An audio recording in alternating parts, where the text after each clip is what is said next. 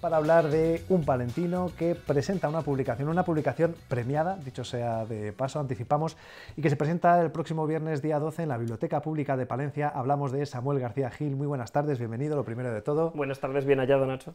Periodista, compañero e investigador vinculado a la Universidad del País Vasco y que va a presentar precisamente este libro que pueden ver, Libertad en las ondas, la radio informativa de la transición española entre el 77 y el 84, que es una tesis, un trabajo de investigación premiado y reconocido con el Premio Joven de Investigación en Comunicación Enrique Bustamante y que toma forma como libro para que la gente pueda tenerlo en sus manos, disfrutarlo, manosearlo, repasarlo, revisitarlo, investigarlo, ¿no? Porque al final es un gran viaje a esa época, pero sobre todo es un viaje a la radio de aquel entonces. Efectivamente. Hay que decir que es un libro de investigación, como bien has matizado, pero que la gente no se asuste. Es un libro escrito, digamos, de forma bastante sencilla.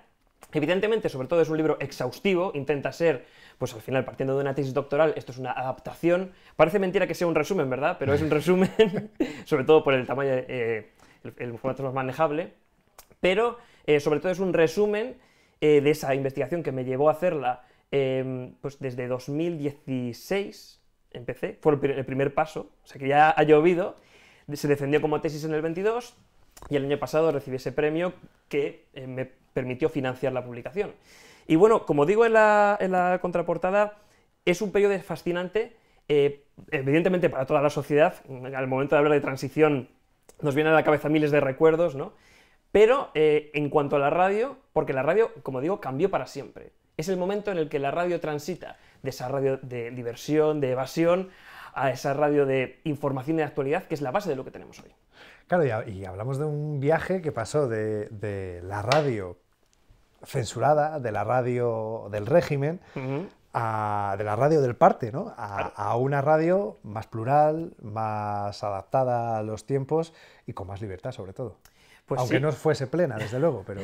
Claro, sí, sí. Libertad absoluta nunca existe, ¿nunca? Pero sí que es verdad que veníamos, como bien dices, de el momento en el que esto para generaciones como la mía, o generaciones posteriores, cuando yo lo cuento en clase, todavía me sigue fascinando y hay que poner a la gente en esa situación, ¿no? A los estudiantes de periodismo en esa situación, en la que la única información política que se escuchaba en radio era la que aparecía por Radio Nacional de España, fundada durante la Guerra Civil por el franquismo, por el bando sublevado. Y 2 veces al día, todas las radios tenían que conectar.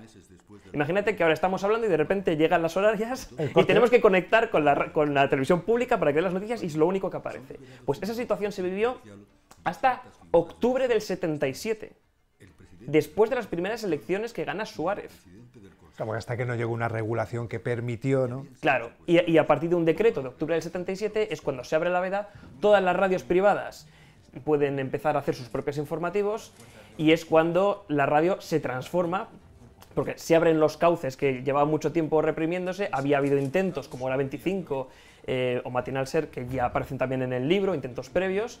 Radio Nacional también había implantado una semilla, se habla de protagonistas o de los avances de ciertos informativos más horarios nocturnos, más extraños.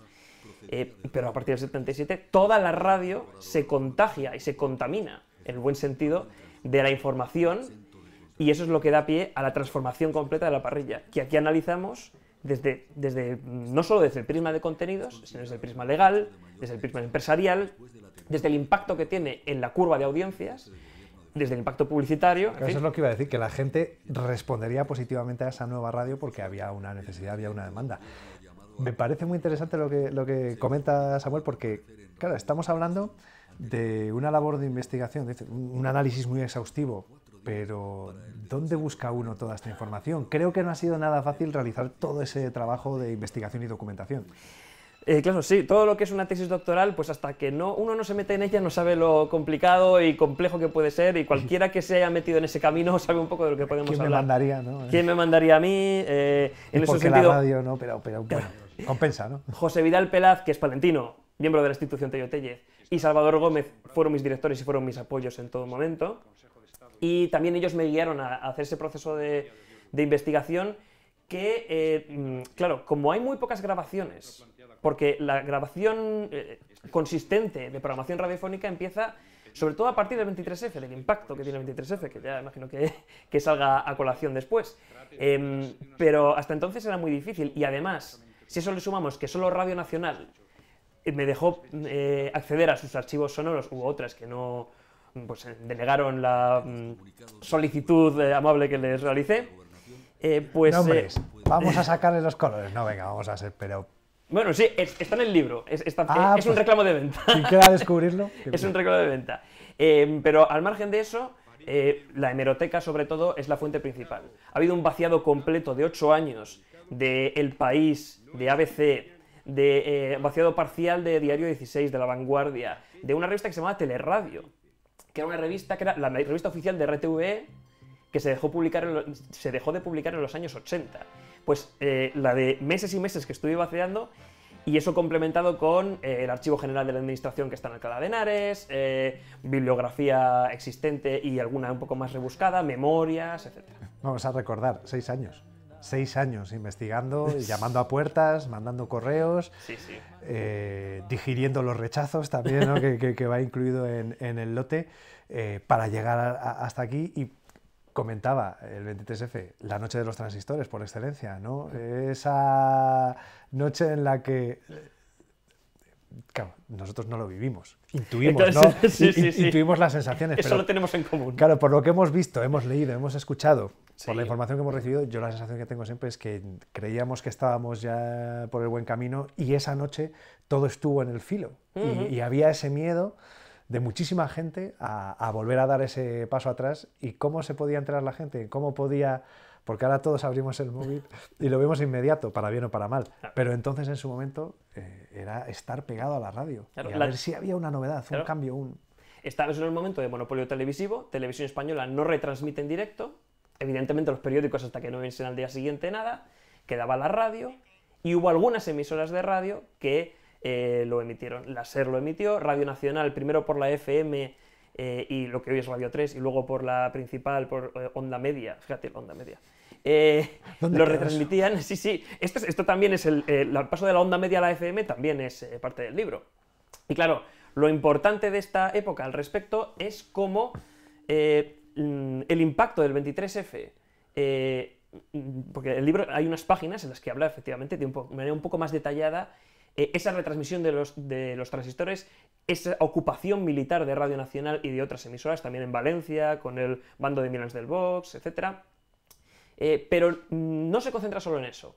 Una de las cosas que quise mantener clara es, el 23F es importante para la radio, es una reivindicación para el propio medio de su capacidad informativa, que todavía quedaba, ya había boom informativo antes del 23F, pero todavía quedaba la imagen de, bueno, la radio es para la diversión, es para el entretenimiento, se quedaba atrás. No, la radio ya había experimentado ese boom informativo antes, y la idea era intentar salirse un poquito del cliché, con todos los respetos a esa retransmisión y con todos los honores que merece, pero ir un poquito más allá. Cómo la radio cubrió, por ejemplo, los acontecimientos electorales. Cómo avanza eso.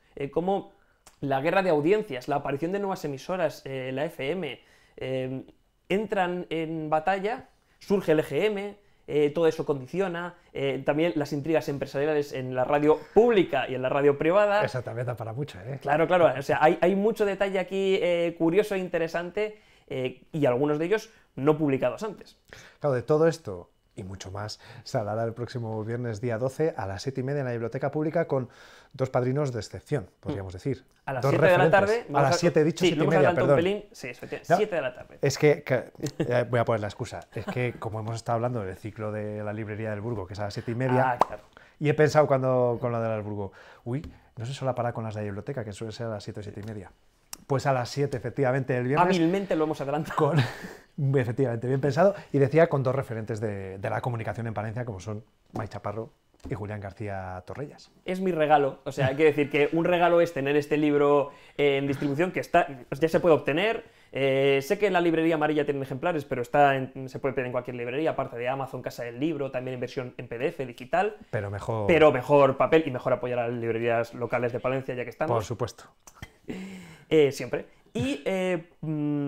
Pero el otro regalo era hacer una presentación en Palencia, eso lo tenía claro, tenía que hacerlo, para familia, amigos y cualquier interesado, compañeros de la profesión, por supuesto, más que invitados. Y digo, ¿a quién puedo invitar? Radio y Palencia, ¿a quién me recuerda? Y claro, ya había entrevistado a Mai Chaparro en la época de ACUP Radio. Recibió la invitación cariñosísimamente y se está implicando mucho porque salga muy bien la presentación y estoy encantado ya, antes de que salga, yo sé que va a salir maravilloso porque está Mai, y Julián es una biblioteca de la radio, ya he hablado con él, antes de que saliera este libro, ya estábamos en conversaciones de cosas radiofónicas, de investigaciones, él por su cuenta, yo por la mía, y entonces queremos hacer algo especial. Y ya no solo hablar del libro, y desde luego que no va a ser una conversación sesuda y en pipa, y albornoz, sino que va a ser una conversación, yo creo, desde el amor y de la pasión que sentimos por la radio, y va a ser muy especial. O sea, al margen del libro, ya solo por la conversación merece la pena ir el día 12 a la biblioteca, 12 viernes a las 7 de la tarde, porque solo la conversación ya merece la pena. Pues en medio minuto, sé que es un reto difícil, pero algo que nos haya sorprendido haciendo la investigación y que probablemente la gente pueda conocer más a fondo en esa presentación del viernes. ¿Alguna sorpresa que nos hayamos llevado? Bueno, pues por ejemplo, la inestabilidad de la radio pública y que en un año Radio Nacional no tuviera director. En un año entero. O que tuviera 9 directores de informativos. O que durante el 23F se pusiera el mambo número 8. O que, bueno, miles de anécdotas que se dejan ver entre esta investigación, que no es un anecdotario, es un libro de investigación y de consulta, en el que salen nombres como Iñaki Gabilondo, Luis del Olmo, José María García, Eduardo Sotillos, nombres, Victoria Prego, nombres que la gente va a reconocer y que se va a reencontrar con ellos en este trabajo.